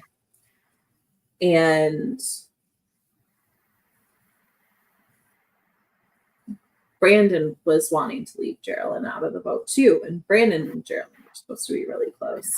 So it was, I really wanted to tell her, but there were a lot of considerations of, do I tell one more person and suddenly the vote goes crazy, chaotic? Do I kind of go against what the people who are the ones kind of really setting up the blind side want to do? Because then that makes me look a little untrustworthy. It's a little tit for tat, right? Because she had left me out of one, now I'm going to leave her out of one. And it's a little, I had a thought of, well, if I do leave her out, maybe she'll be looked at by the others as on the bottom and not a threat. And so they will go for Brandon. They will go for Rob, and I can keep Geraldine in the game longer if she's not in on it. So Isaiah goes out in a 6-2 vote. This is the last round your beads could be played. Were you tempted to use them at all, just to use them, or just like, nah, this is going to come out the very end of the game? So I had 4 beads, right? I had the 3 that I came back from Outcast with, and then I had my bead that Geraldine had given back to me. I wanted no fuckery with the beads. And I knew Rob still had 1 more bead. And I thought, well, if there's any bead that's going to go over to orange, and, because we had the Isaiah blind side, I didn't think it was going to happen. But I was like, I don't know. Again, I don't know what's going to happen. But if there's any bead that can go over to orange, because they only had 2 beads, it would be Rob's. And so I was just like, this is the last one. Like, I feel a little like vulnerable. Like, this is what I'm feeling like the most vulnerable, Rob. And he was like, I'll give you my bead. Then you can have 3. And if you could just play it if you want to. I was like, great. It was awesome. So he gave me his bead. So I had 5 beads. I had 5 beads. I knew Geraldine had 1. I think Isaiah had 2, but then lost 1, but it was actually in his bag, but he couldn't find it. I think Orange had 2. But just because I wanted to make sure people couldn't put beads together, it was like, I need to get somebody's bead. And especially so something can't go over to orange. And again, who knows what could happen here. I just voiced that I was feeling a little vulnerable. And just a bead came my way. And I was like, wonderful, awesome. I'll stuff this in my mind all too. I will say tracking the movement of the beads has been a pain. Yeah. So yeah, I ended up with 5 beads that I never needed to use. So Isaiah goes out. The last round of the day, finally. It's the fifth person getting voted out in this day. This is where Jessica's going home. Why Jessica? Is this who you want to see go out? I would have rather seen Chad, man. Chad, sorry. Like you want Chad out early, and he just never left. Right? I did, man. But Rob wanted Jess. Rob really wanted Jess. I think Jess was seen as a bigger threat. And what I didn't know was that Rob and Chad had become close. So, and that we had kind of like suddenly a final four with Chad had developed within our three. Chad had come in. At some point I figured it out. I don't know when, don't ask me. But I thought Chad would have been the better vote out here. But it was, again, when, you've got kind of other people who are outnumbering you. And, you can only make so much of a case. I also still wanted to try and please Allison, keep her happy. And she was fighting more for Jess than she seemed about Chad.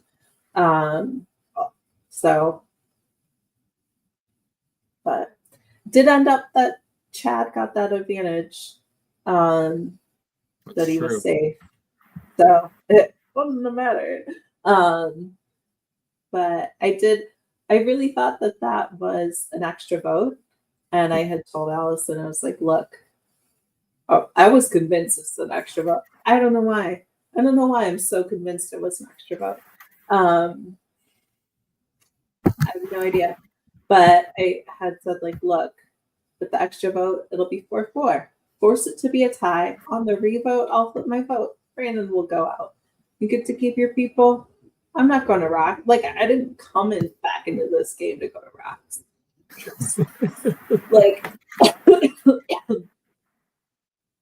It's I've got the contingency plan, no worries. But that it was not an extra vote. I was very wrong. As sure as I was that it was an extra vote, I was absolutely wrong about that. So it's the end of day 6. You're in the final 6, right? It's you, it's Allison, it's Rob, it's Chad, it's Geraldine, and Brandon. How are you feeling at this point in time? Pretty good. And just going I can just get to the final. This game is mine. Still a bit of a ways to get there at final 6, but I felt pretty good because I was really tight with Geraldine, and I had the 3 with Rob and Allison, and then the 4 with Chad. So I was pretty good here with everybody except Brandon. So, I mean, I didn't see a way I would be going at 6 or necessarily at 5 either. So who did you want to see go at 6, 5, 4, and potentially 3? Because you don't know if it's a final 2 or 3 at this point. I think I was the earliest one who was this is the final 2. This is absolutely a final 2. But I mean, I want to chat. It's this guy has got to get out of here. People were really, I don't know, I think closer to him, or his name kept coming up, but then it was somebody else. It kept coming up, and then somebody else. But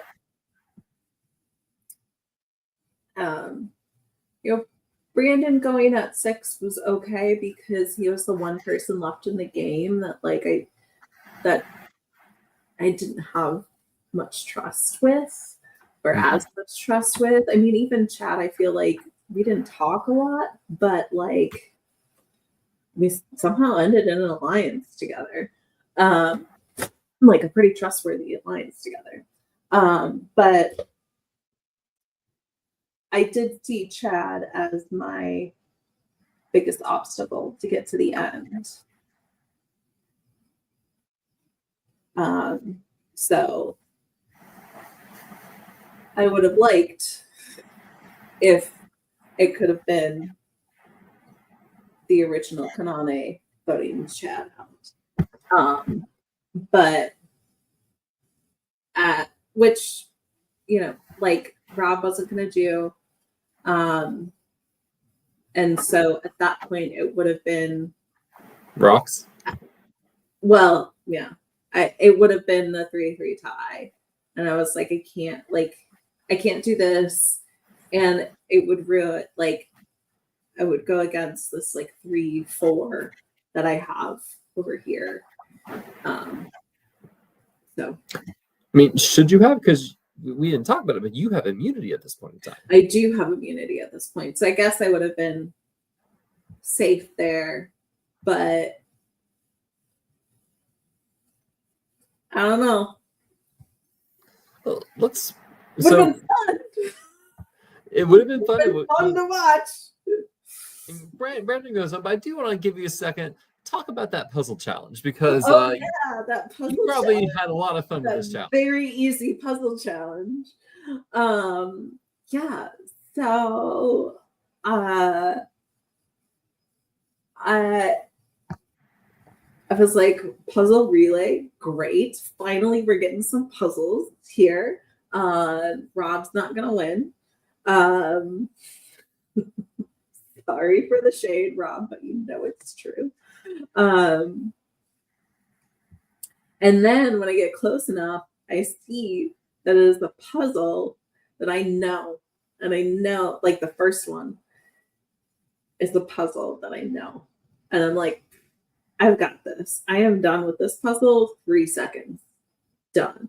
Tower of Hanoi. Been practicing it. I mean, I already knew Tower of Hanoi, but I have a little app on my phone, so I've been practicing it even more. It was like, done. Great. I'm getting to the third stage. Easy peasy lemon squeezy. And then, you know, so it was just, let me just fill up my paint a bit here.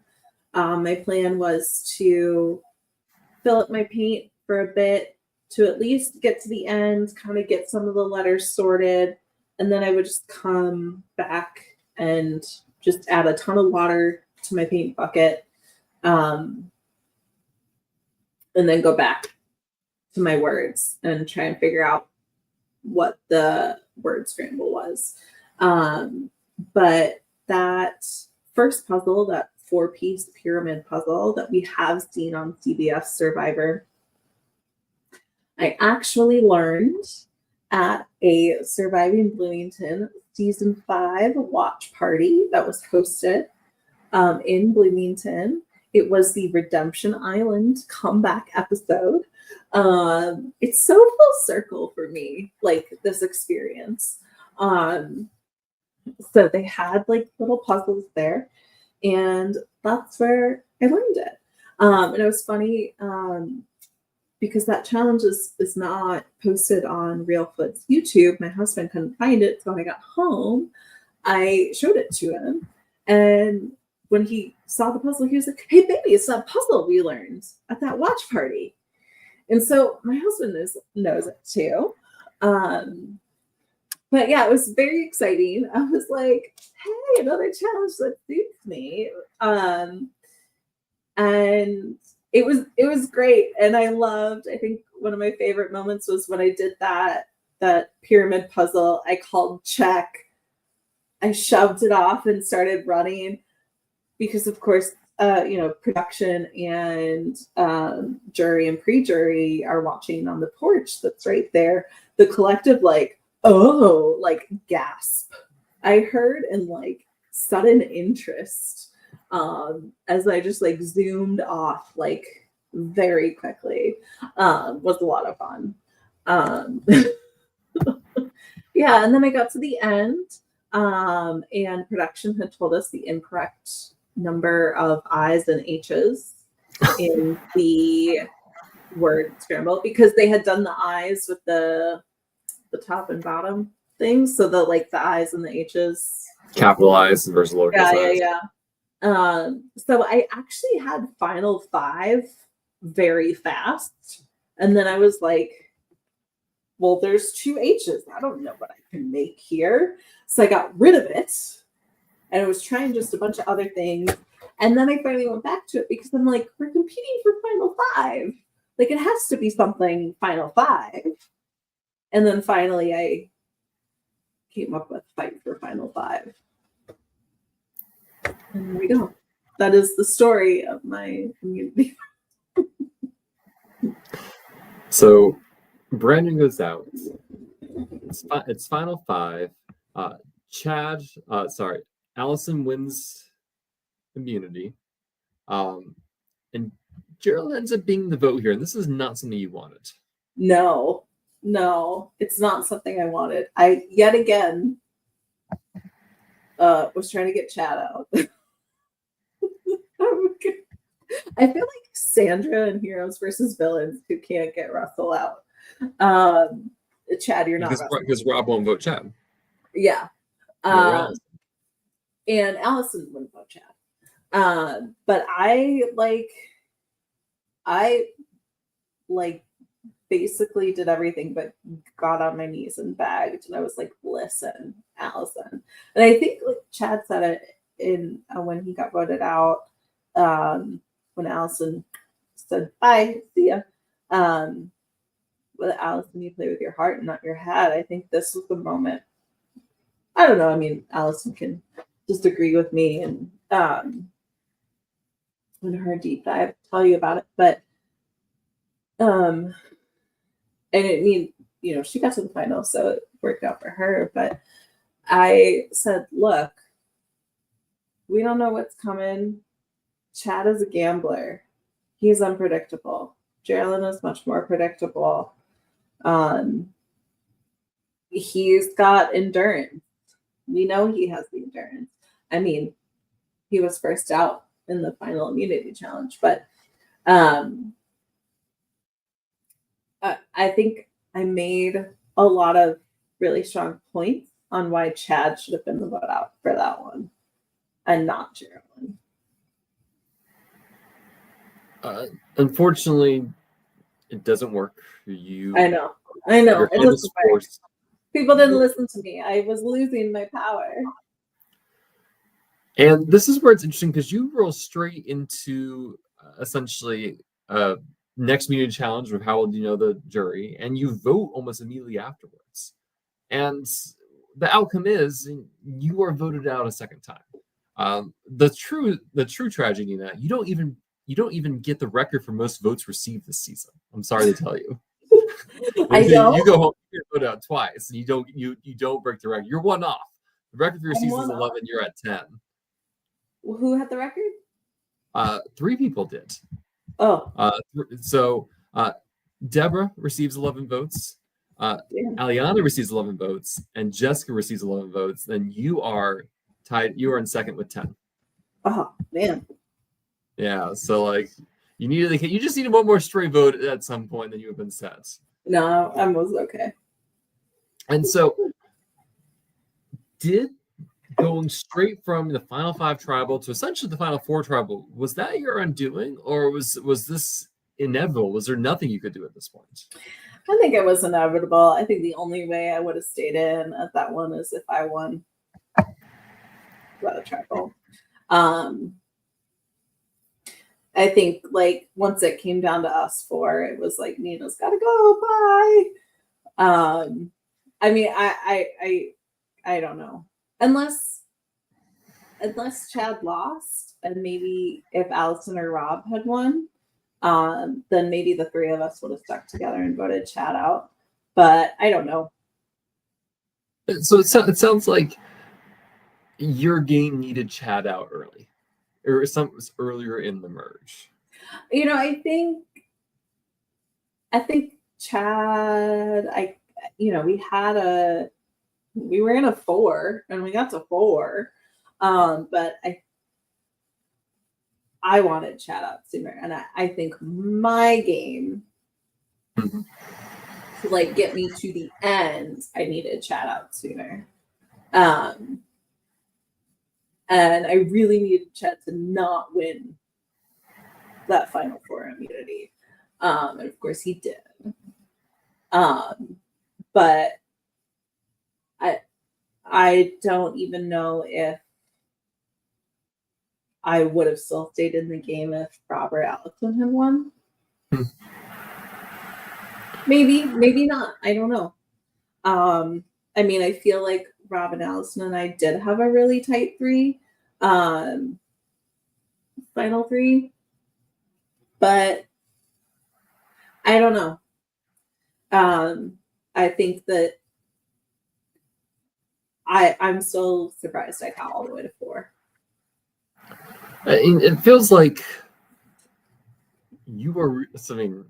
I don't know if this is hard to say. It feels like you were coming out really positive and happy with the experience. Like, yes, you got cut very close to the end, but like you did so much in the merge. You really don't feel like you had. Feels like you didn't leave much unchecked. No, I came in. I had my agenda, my vendetta, and I accomplished that. I mean, I wanted to get rid of all the purples except for Geraldine and Rob. And I didn't even want to vote Geraldine out at all. I tried to save Geraldine. I got rid of every orange I possibly could have. I got to Final 4. I won an immunity. I had 5 beads. I didn't need to use them. I mean, my name, once I got back in the game, it didn't even, I didn't even come up as an option to be voted out until the Final 4. I got 1 stray vote. Yeah, a gift from one. Yeah, a gift from one. So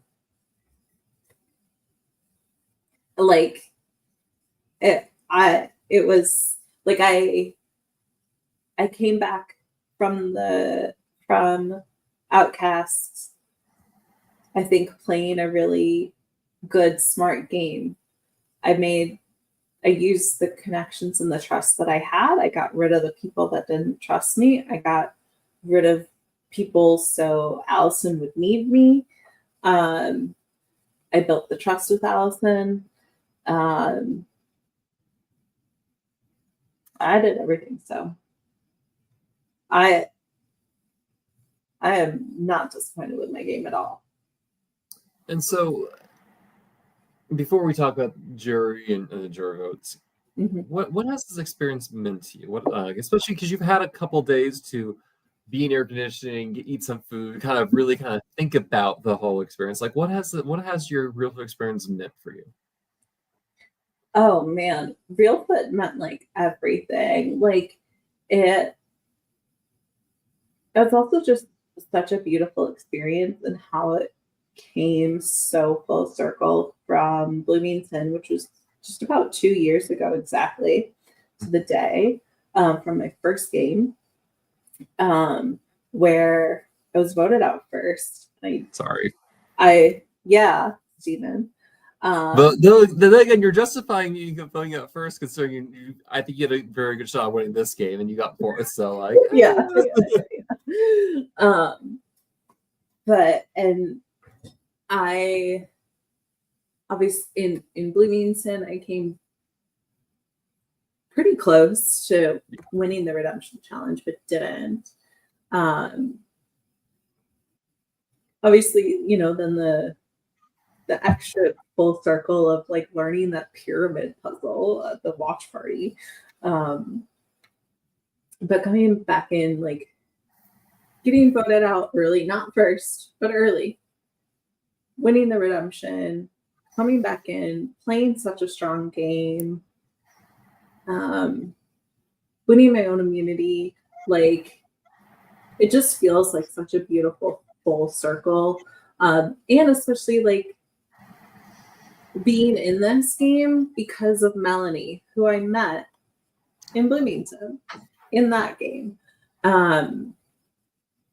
It's just like, I just love it. It just feels so complete to me. But playing this game that is so difficult, that is so long, that is considered like the closest LRG to playing real Survivor, a game that, like I said earlier at the top of this podcast, I never considered applying for, because I didn't think my body was going to be able to handle it. I know how difficult it was for my body to sleep outside for 2 nights in my previous games. It's like, how am I going to do that for up to 7, 8 nights?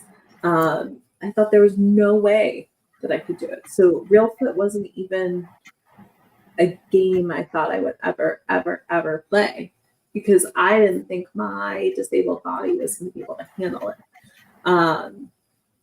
And then the opportunity dropped into my lap, and I couldn't say no. And I like a good challenge. And so I said, I'm going to do it. I'm going to go out there. I'm going to hopefully handle my body. And my body felt great. The only time it hurt was after the sumo at sea. Which I think that's pretty understandable. Yeah. And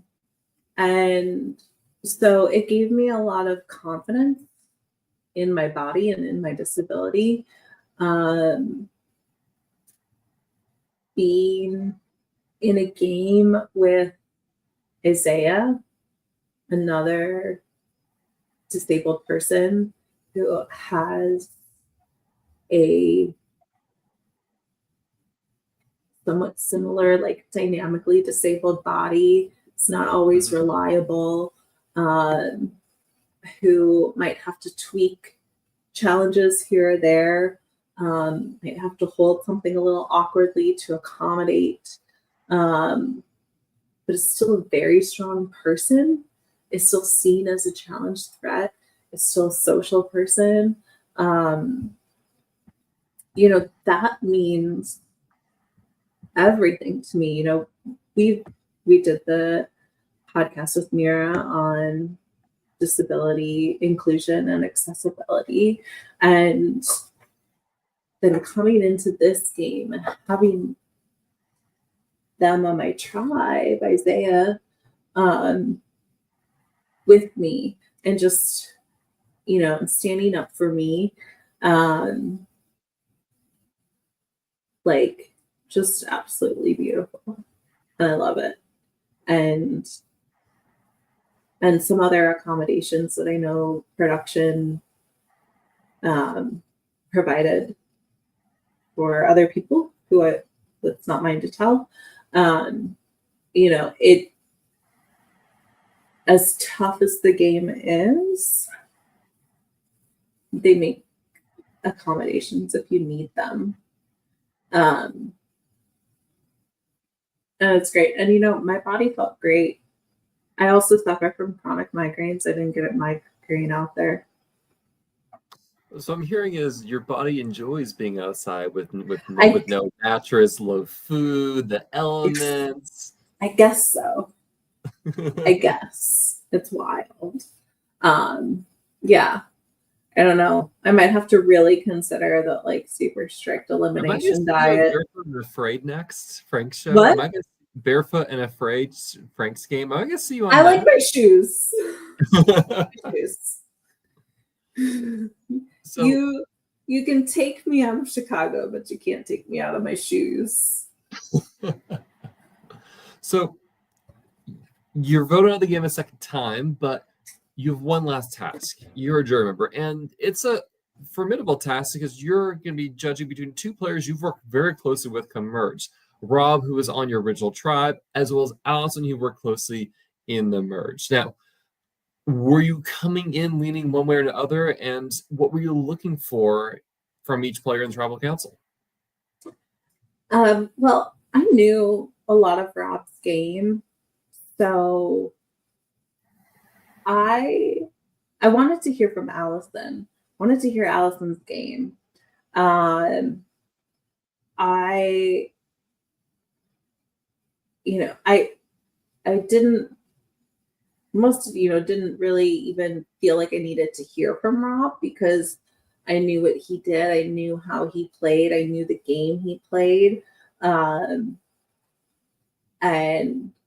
I loved it. But, I was open. I wanted to hear Allison's game. I wanted to hear the moves she made. I wanted to hear how she navigated around things that happened to her. And especially because we didn't have a swap or anything. So I especially don't know the first half of her game. So that's what I really wanted to hear. And then, from Rob, I just wanted to hear, like, I was just hoping, but I knew he won Survivor New York, but so I'm like, I know he can talk at a final tribal council, but I was just like, just own your game, dude. Just explain it, own it. And that's just what I wanted from Rob. But I knew his game, and I knew he would be able to talk eloquently and, like, own his game.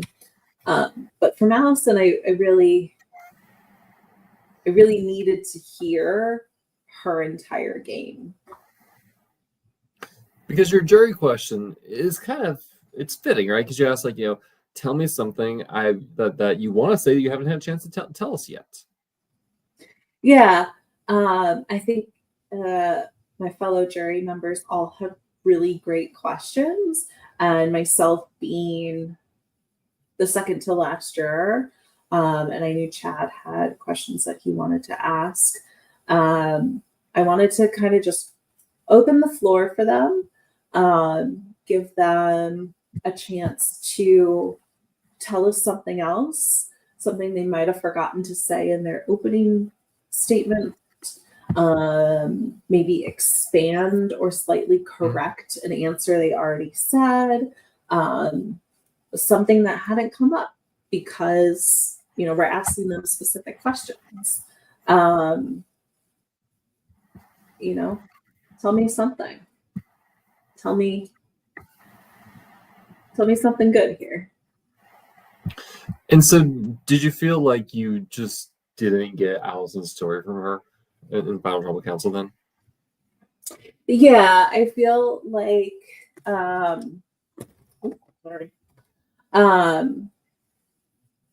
from Allison, I feel like I didn't get a lot of Allison's game.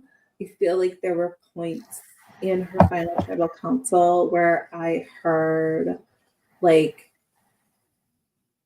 I'll use myself as an example. Like, Nina came up to me and told me the votes were going on Jess. That, to me, that doesn't feel like Allison's game. That felt like my game. That, like, something happened to Allison, and less of Allison's game.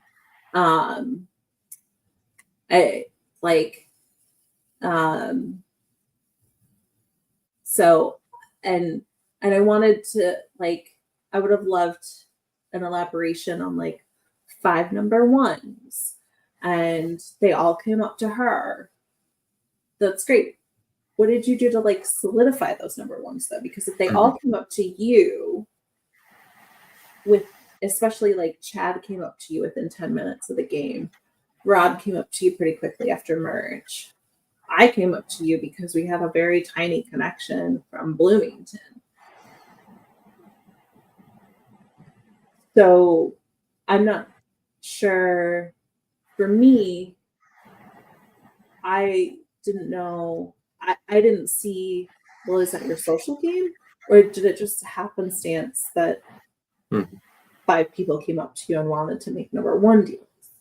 And what did you do in return for them? Or, how did you make them work? So yeah, I felt like, and not that Allison like played a bad game or anything. She's a great gamer. I knew Rob's game, and I knew how he had to constantly navigate to get out of the bottom, to get back in good graces, how him and I worked together post merge, being mad at our purples, to do the blind sides, to use people on orange, to get the blind sides done. And Alice did a great job of like insulating herself. But I failed to hear like what she really had to do.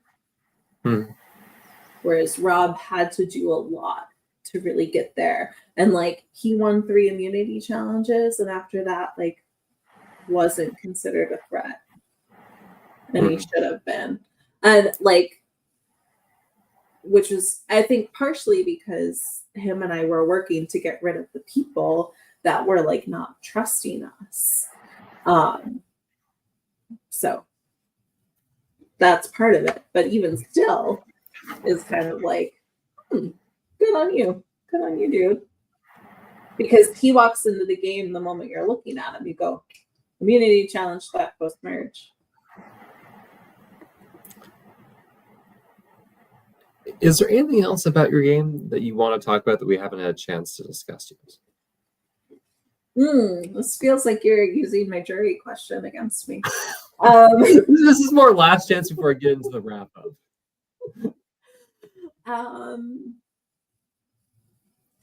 No, I mean, I had a great time out there. For me, it's a game. Anything that happened like in the game is the game. I love everybody dearly. Everybody on the cast is wonderful. Everybody on production is wonderful. And if I like said or did anything to anybody and you're upset by it, please talk to me and let me know. So one thing I like to do is have a couple of rapid fire questions at the very end. Are you ready? Yeah. Do you prefer swaps or no swaps? Oh, I liked no swap this time, but I think swaps make dynamics a lot more interesting post merge. Should every survivor LRG have redemption? Yes. What was your favorite challenge? The one that I won. Which one that you won? Oh, the puzzle one. My immunity win. Individual immunity. What was one favorite camp life moment you had this game? Okay, I have 2. Our Kanane running like joke or not joke of our like OnlyFans and making sandwiches with our toes and our bacon, lettuce, and toes. I love that. And then at the Outcasts, we were playing Mind Meld, and Trav and Jay West started a new round, and they said cartoon and hoodie, and then it shifted to Jay West and me, and we said Nickelodeon, and it was great. It was awesome. Loved it. Who would you share the jar of candy with?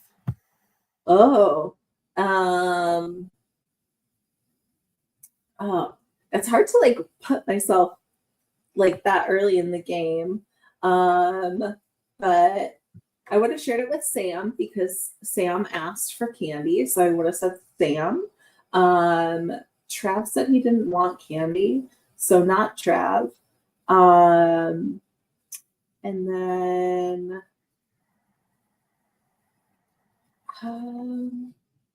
I probably would have said Lachey and Geraldine. Who do you wish you had a chance to? Who I wish I had a chance to what? Who do you wish you had a chance to work with, but didn't really have an opportunity to do so? Oh, Janai. Sorry, Janai. Who do you want to see have a second chance at Reelfoot sometime in the future? Janai. Okay. Oh, Nina and Allie. But in that order. Both of them at the same time on the same season. Excellent. Nina, I think that wraps up it all, and I kept roughly 2 hours-ish, give or take 15. But thank you so much for being the inaugural person from your cast to come on and talk with me. Thank you for, again, the past 2 hours, 50 minutes, and hopefully I had a lot of fun, and hopefully you did too.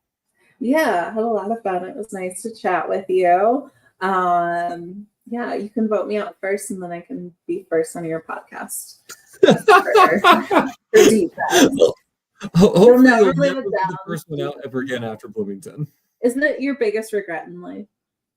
It's pretty high up there. Yes. I gave you keys. You did. You started the Give Nina Keys movement. So, yes. Yeah, you gave me 2, and then I got 2 more from other people. So, you start. And then Danny gave me an idol in Survivor Weekender, and then people gave me beats in the game. So, you've started the Give Nina stuff in game. I like this trend. The world. Yeah. I like the trend too. It works great for me. Well, Nina, thank you so much. Thank you, everyone who's tuned in and listened for the past 2 hours and change. This has been the first, what will be many deep dive podcasts of Surviving Reelfoot First Fire. Stay tuned. I'm hoping to talk to Jay West next week, and I'm hoping to track down more players soon.